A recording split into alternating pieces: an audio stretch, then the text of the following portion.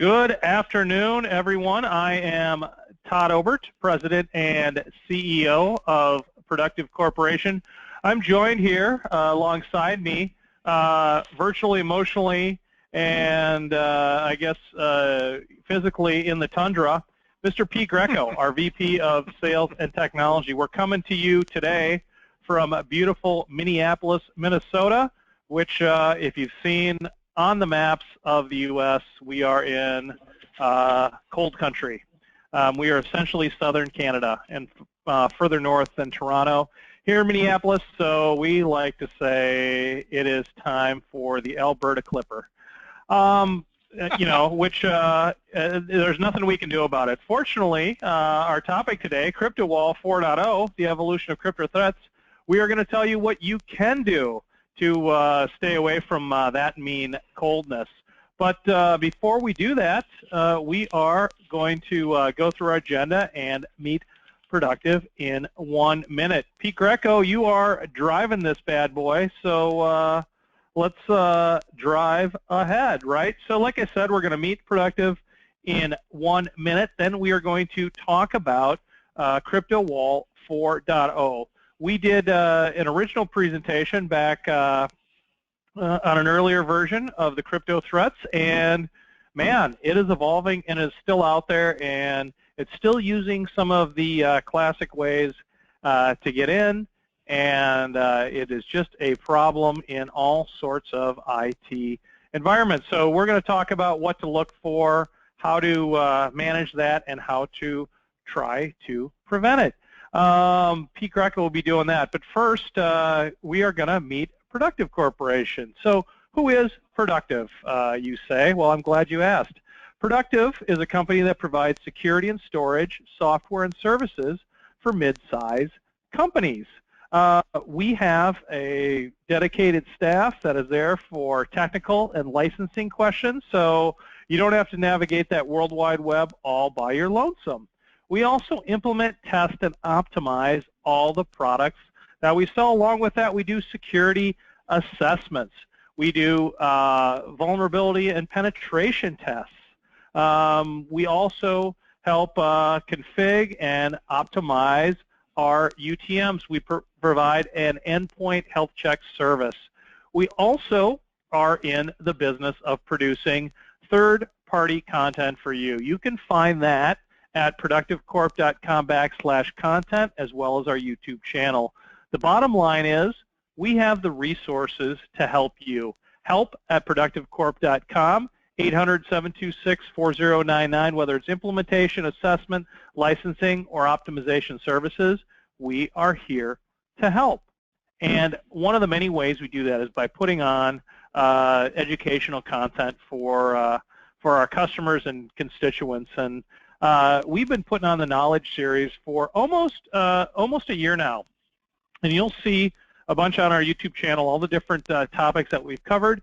If you can think of a topic that you'd like to hear more about, we would love to hear from you. And we'd love to get feedback on how you feel it's gone today. So enough of this windbag. Get me off the microphone and get the man who's going to add some value in here. His name is Mr. Pete Greco. He's our VP of Sales and Technology, and he's as much tech as he is sales. A ton of fun, and has a great presentation today. So let's give a warm virtual round of applause for Mr. Pete Greco. Pete? All right. Thanks so much. Thank you, everybody. I can hardly hear myself think over the applause. Appreciate your time today. We'll get through this relatively quickly, so we'll get you back on your way as quick as we can. So here's what we came to talk about, right? CryptoWall 4.0, now with mocking included, is one of the updates. And you can see from our screenshot here, part of that mocking is actually congratulating you on becoming a part of the large CryptoWall community.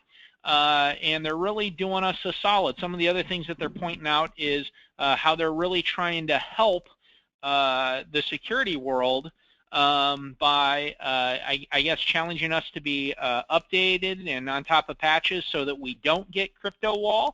but obviously the main thing that they're trying to do is collect your $750, which seems to be the going rate, payable, of course, via Bitcoin, making it hard to track these guys down. Millions and millions and millions of dollars have been made from CryptoWall and CryptoLocker specifically, and these are not the only two ransomwares out there by far. They are the best known and among the most widely distributed, but there's a lot of these products out there, and some of the stuff that we're going to talk about is going to be applicable to lots of these things. So this is going to be the first thing that end user sees. It's going to give them instructions on how to navigate through a Tor site. That way the hackers can still remain somewhat anonymous, but guide you through getting them their payment, which is ultimately what they want to do. Most of these threats give you 48 to 72 hours to pay before they destroy the encryption key. So you really got to make some quick decisions on what you're going to do. In addition to mocking you, they've also added the capability to not just encrypt the files, but also encrypt the file names. I think what the writers and the hacking team behind this identified is that a lot of folks were having some success going back and finding copies of their key files and getting data from backups. So they decided to go ahead and encrypt the file names as well as the files to make it even harder for you to figure out how to get some of that sensitive data. Some of the folks that we've talked to at trade shows and different places who were kind of telling stories of their experiences around this, were talked to a few payers, people who paid up, talked to more folks though that kind of figured out, I got a lot of junk in my documents anyway, so losing some of that stuff maybe isn't that big of a deal, but there are some key files that I need to get, and they were able to find them on maybe a USB drive or on a network share, or get them off of a My Documents synced backup. Right, so this is going to make that much, much more difficult. Right, so this is the result of what we're going to see. How's this thing getting in? Right, and there's becoming a multitude of ways now. They're making so much money off of this that now the crypto threats are being licensed out so that other hacking teams can use them. And so the way of dispersal is really growing. So we're seeing it through phishing and spear phishing. We're seeing it by the drive-by download. A lot of times the phishing attempt and then getting directed to a website where this gets downloaded are linked together. But there's a lot of websites out there that are getting counterfeited or hacked, and probably everybody on this call has seen the scenario where you mistype Microsoft or GoDaddy or whatever website you're going to, and all of a sudden you're at some kind of a crazy search-looking site, right? You get to one of these things through a misspell, and now you're going to be potentially prone to getting something downloaded to your machine, and still see on the rise infection through USB, and a very popular method. And I don't know if we have any fans of the show, Mr. Robot. They actually highlighted this. A lot of people dropping infected USB devices in parking lots of companies that they want to target. Your natural instinct there is, let's plug this thing in and see what we've got. Is this something that I want to use? Is there any juicy pictures on this that I want to get a look at? Or I simply want to format it and use it for my own documents now because it's a healthy looking thumb drive, and you're starting the infection attempt. You can't see what's happening necessarily instantly, so you spread this around with some of your friends and family and colleagues, and all of a sudden we've got this on a couple of different boxes. Here's some samples of some of the spear phishing attempts that are out there. This PayPal one is really quite good. Looks pretty legit. If you highlight over some of the links, it's actually showing you links to legitimate PayPal areas, so that obfuscates where this email is pointing you to a little bit, makes it harder to see. and everybody is excited at the receipt of $245. So the logical thing here is let's drill into this and see about why are we getting this money. Was this something that I wasn't expecting, or maybe I sold some stuff on eBay? I don't know what's going on. I want to investigate and see what's going on. Now I'm infected. Here's one of my favorite emails right here, mainly because it uses the word kindly. And what I've found is anytime you see the word kindly in an email, that is your first clue that we've got some illegitimacy here, right? Anytime you see that, you're about to see something going on, especially used in this context. Please to kindly send me your contact information. We kindly want to pay you money. Kindly find the attached document to update your account, right? All of those are a trigger. I mean, it would be, Pete, right? Kindly would be something, I mean, they're not using it properly, but it'd be British English, right? So here in the States, we should be, kindly disregard or kindly whatever, right? Yeah, my guess is this is, an Asian language that once it goes through a translator, ends up appearing this way. So you can still get the meaning quite easily, but definitely not how an American would write this email, and probably not how the marketing department at Capital One would write this email. Right? That's your first clue here. They're typically not hiring my 6-year-old to develop these emails for them, although he could use the work. Right? So this is how it's getting started. Now we're also seeing some more spearfish attempts. Here's an example of a resume where the hackers are identifying what kind of a job you're looking for. They're putting in the email, or I'm sorry, what kind of employee you're looking for. They're hitting all of your bullet points in the email so that the HR person or the hiring manager or whoever it is likely to want to take a look at this resume, right? So if you say you're looking for a finance manager with 5 years of experience and a bachelor's and blah, blah, blah, we're going to make sure that we put that we went to a good college, that we've worked for a large company that you've heard of for 5 solid years. That's a great work history track record. My goal in life is to be some kind of finance person, and that hiring manager is for sure going to take a look at that. As they unzip that and launch the resume here, which I think probably everybody on this call recognizes, this is not the kind of file that we want to double click on. A lot of your employees are not going to make that delineation, and here's where we're going to launch the attack. Right, so we're seeing that come in through a lot of different ways. JavaScript is absolutely a key one, and where guys are even getting smarter now is starting to change the icon here so it's shown up as a Word icon, even though it's still being identified as a JavaScript file. Tons of non-technical people are never going to catch that, and to be perfectly honest, if I was moving fast enough, I might not catch it either. Right, so this is where this stuff is starting to spread.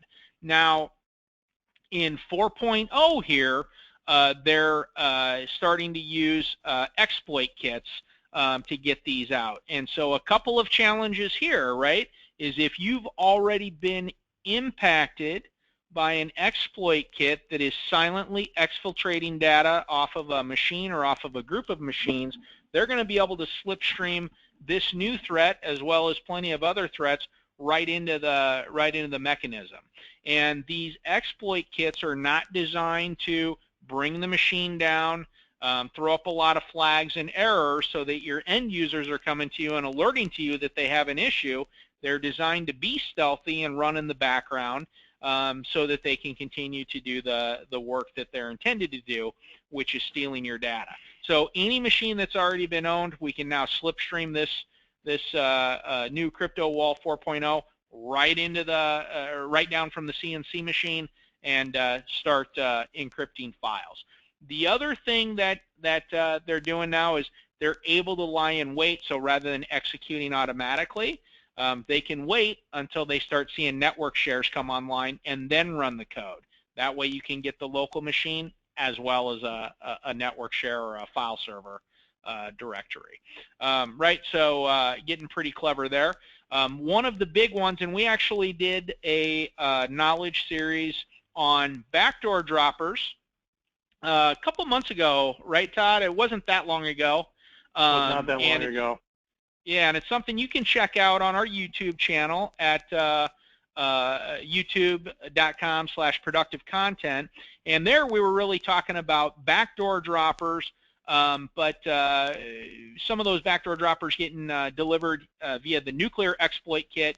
And this is one of the exploit kits that we're now seeing leveraging CryptoWall or delivering CryptoWall. So we wanted to kind of repurpose some of that content to talk a little bit about how these are working, right? So when the exploit kit is first getting delivered to you, and again, typically through a drive-by download or a spear phishing or phishing campaign, it's looking for something to exploit, a zero-day vulnerability. Nuclear specifically is going after Java, Silverlight, Flash, Internet Explorer, and a couple of other things, and it's looking for several vulnerabilities. So even if you're patching, if you're not fully patched, there still might be plenty of vulnerabilities for it to take advantage of. Once it identifies the correct vulnerability, the next thing that it wants to do is start dropping a backdoor on where they can now start slipstreaming code in and control that with a CNC server, right? And so once that backdoor dropper is on, we're seeing all kinds of stuff. We're seeing AV drivers getting knocked offline. We're seeing services being able to be stopped, which is lowering, in some cases, the security posture of that machine so that these threats can happen. Now, the big challenge that I think some of these exploit kit users are running into is you might not have any good data for them to sell or to steal, right? If you come into Productive Corp, some of the things that you're not going to find here are credit cards or social security numbers. So how do you make money off of us? Ransomware is a key way to go. Or once you've stolen all of the data, that can just be a nice little add-on sale for you to be able to extort some money from the folks that you've already compromised, right? So a lot of stuff going on here, putting you at a high amount of risk. Part of the challenge here, right, is as security professionals and networking professionals and IT professionals, we have to get lucky every minute of the day. The hackers, the folks taking advantage of CryptoLocker, CryptoWall, the nuclear exploit kit, right, this kind of stuff, they only have to get lucky occasionally. They only have to get lucky occasionally. So we have to bring our or even game. Once, right? I mean, each place, Exactly. I mean, you get one of your end users one time, clicks on the wrong email, goes to the wrong website, brings in the wrong thumb drive. If you get 100,000 hits on this, if 1% of them get impacted, you're making money, right? So that's kind of where this stuff is going to continue to perpetrate moving forward.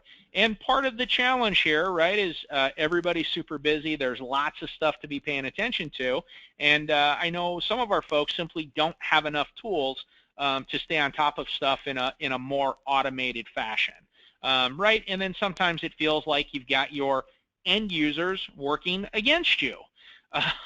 Right? So they're just clicking on OK until the dialog box goes away. Right? Even if we were able to get this pretend error message up, folks would not even think twice about OK, right? Or maybe they'd click ignore until they figured out OK is what made it go away. Right? So they're not getting it. They have a hard time diagnosing what's a legit email and what is a scam email, especially when the hackers get lucky, right? So I manage the UPS account here. So when I see the email that comes in with a UPS refund, I'm bound to take a look at it because I'm in charge of that account. That could be legit. Now, luckily, I know that we really don't get any UPS refunds. And if we do, it's because I called UPS and complained about it. So most of the time I know right off the bat that that's not the case, but it's very easy to see how our folks are are getting fooled, right? So end user education is a must, and I definitely recognize that it's a challenge, especially in large environments where it's hard to get people's attention. You're talking to them in somewhat of a technical way, and a lot of times they might feel like they're being talked down to, even if that's one of the requirements. They feel like they're being talked down to, and they're tuning out, and they're not getting this vital information that's not only going to help them at work, but it's going to help them at home as well. You know, the lessons that you're teaching them, this is the kind of stuff that they can take home and use to keep their home machines in a healthy fashion and not get not get nailed there either. Right? So that's part of our challenge. Now, where do we stop ransomware? And the real answer is everywhere. There is no bad place to stop this threat, and this is something that we talk about all the time, right? And so a lot of different ways to detect and prevent these types of errors, right? So at the firewall, now, if you're running a traditional firewall, that's probably not good enough to start detecting and killing the CNC traffic, right? So that's where we want to be thinking about a next-gen firewall or a UTM that's going to give us some nice visibility. So even if the attack occurs, if we can stop the communication or block the communication, it's going to prevent the attack from being fully carried out. And in the case of CryptoWall, if we block the CNC communication on an initial infection, the CryptoWall piece is not actually going to be able to get through the firewall to finalize the execution. So we've still been attacked, but we prevented it, and we've made it really a minor incident rather than a major incident. Sandboxing is a great tool. You know, I know Forta Sandbox prior to 4.0 was able to make the claim that they detected every single variant of CryptoLocker and CryptoWall because they're essentially executing that in a quarantined area where they're able to see what the threat is actually doing. So 100% detection. Ramping up and continuing to monitor our anti-spam policies. This is really one of the big areas that we've tried to impact. Is a lot of folks put that anti-spam in, they get it tuned in, they maybe come back a week or 2 weeks later and do some additional tuning. And once the end user stop complaining, they really kind of forget about it, except for the occasional quarantine review and email release. The challenge there is you really need to stay on top of those anti-spam policies and continue to tune them in an ongoing fashion so that you can stop the newest ways of phishing, blocking additional code that's coming through. So one of the things that we like dropping off, right, is any .com files or JavaScript files or Flash files, this kind of stuff. We have to allow PDFs to come through because that's a major part of the way that we communicate with our partners and with our customers through the use of PDF documents such as quotes and documents and white papers and this kind of stuff. Right? So there's only so much that you can do, but if you do a set it and forget it there, more of that spear phishing type spam is going to come through. You're still going to block the major actors, but there's going to be a lot of more granularly built emails that are going to come right through. Web content filtering. Hey, if Pete. you simply, yeah.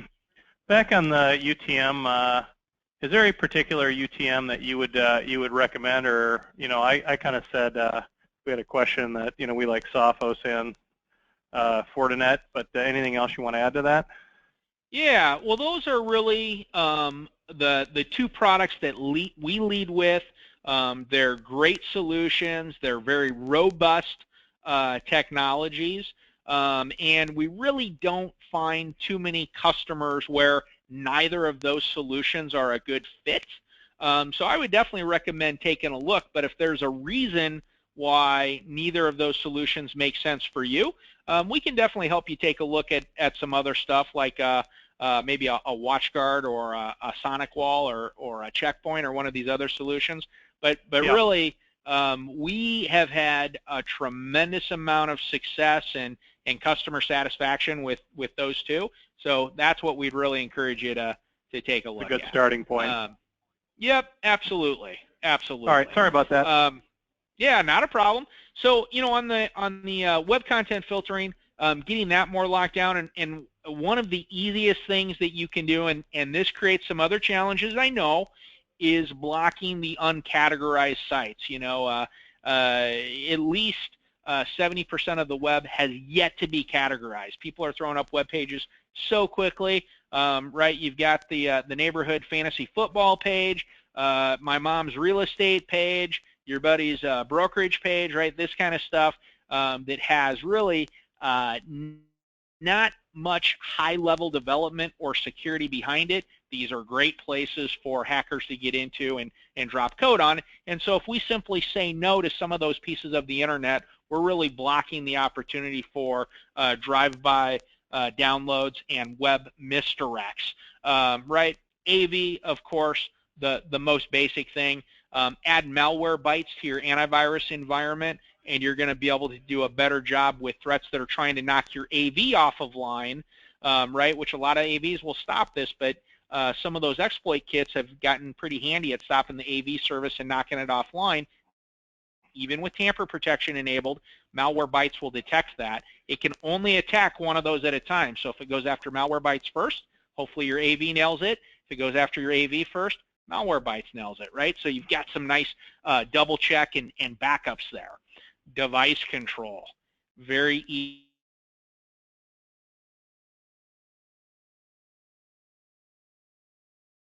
A whitelist strategy where we're only allowing our whitelisted thumb drive to be plugged in. No other thumb drive is going to work.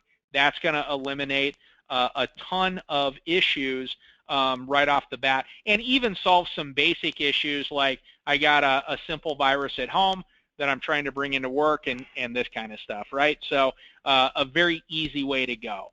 Put in a SIM tool, and now we're able to see how these threats are migrating across the network. We see in one dashboard that we've got files that are rapidly changing, so we can put on the brakes there. We can see CNC traffic going through the gateway, so we can put on some blocks there, right? And we can see all the systems that are getting impacted at a very high level, so we know where to start remediating, right? So lots of different ways to stop these kinds of threats, and which one should you be doing? There really isn't one thing that solves every cure, so you really need to be thinking about a robust strategy.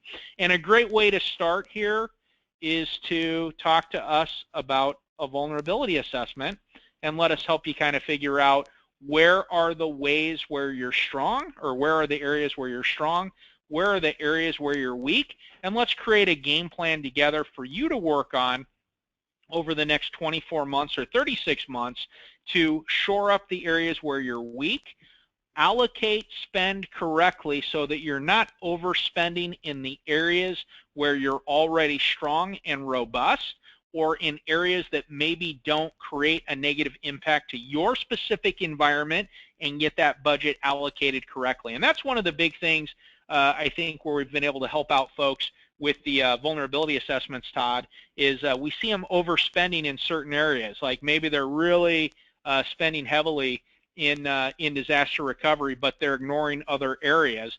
Our goal is to not get you to 100% in every area.